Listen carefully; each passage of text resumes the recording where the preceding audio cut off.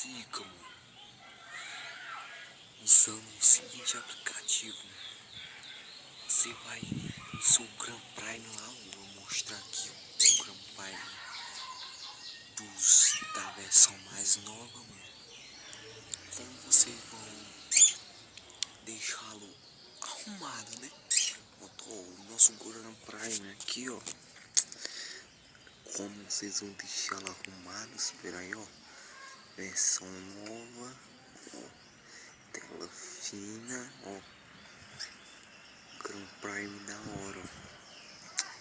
Pra vocês deixarem lá assim, vocês vão ter que pegar uma marreta, danar em cima e só deixar o pó assim, ó. E fica zica, né?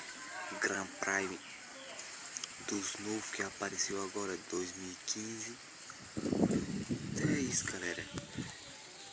Tutorial aí simples, como deixar um Grand Prime em estilo bom.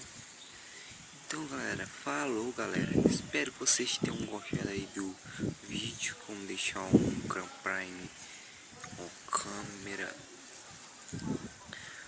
de 80 megapixels.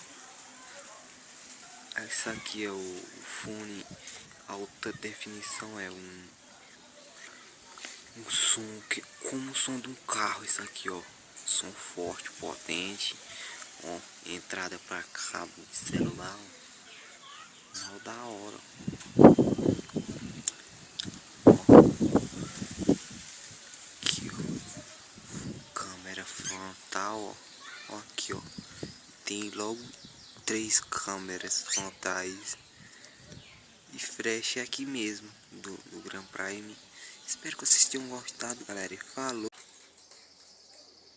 GR6 e Condzilla, peita pra ver!